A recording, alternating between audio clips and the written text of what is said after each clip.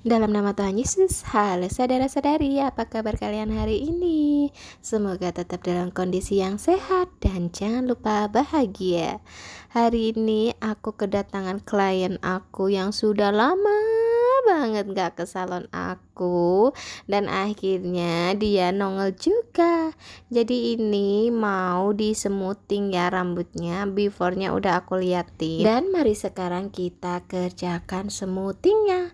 Pertama-tama aku cuci dulu rambutnya, kemudian ini aku lagi handukin rambutnya dan aku mau keringin rambutnya pakai hair dryer. Aduh gaya banget sih omongan aku ini. Oke.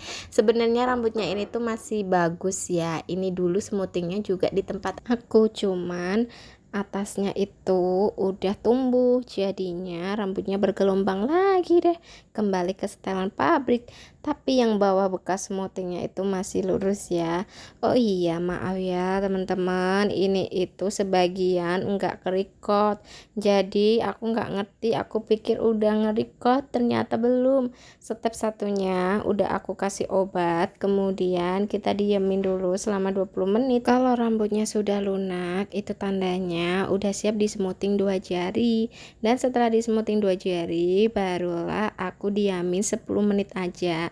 Karena rambut klien aku ini mudah, jadinya nggak perlu lama-lama buat ngediamin step 1. Karena kalau lamaan nanti takutnya malah rambutnya rusak, jadi ngekrus gitu loh. Setelah 10 menit berlalu, kemudian aku cuci rambutnya sampai bersih tanpa menggunakan conditioner ataupun sampo. Setelah itu baru deh aku keringin pakai hair dryer dengan suhu yang tidak begitu panas, karena ini di bawahnya itu rambutnya udah kena smoothing. Takutnya kalau kepanasan malah nanti jadi rusak. Dan selanjutnya setelah kering ini baru aku catok, dan catoknya itu benar-benar setipis mungkin karena ini itu untuk mengetahui hasil smoothing kita jadi atau tidak ya. Kalau boleh jujur, smoothing itu benar-benar capek dan menguras tenaga, apalagi di step pertamanya itu, karena step pertama itu menentukan hasil smoothing kita baik di obat maupun di catoknya. Kalau salah pemberian obat, misalnya kelamaan bisa jadi ngekrus, kalau kesebentaran gitu nanti juga bisa hasilnya nggak maksimal, alias bisa jadi enggak jadi smoothingnya. Jadi kita harus benar-benar memahami rambut klien kita seperti apa rambutnya dan butuh yang seperti apa cara penanganannya. Dan kemudian setelah selesai aku catok yang benar-benar lurus, kalian bisa lihat ya tuh hasilnya lurus kan. Pokoknya setelah selesai itu aku langsung kasih step keduanya. Dan kalau step keduanya ini sih random aja ya, yang penting semua kena. Jadi ini untuk menetralisir aja supaya obatnya itu lebih tenang gitu loh di rambut. Terus kemudian aku diemin kurang lebih selama 15-20 menit. Setelah itu jangan lupa dicuci bersih.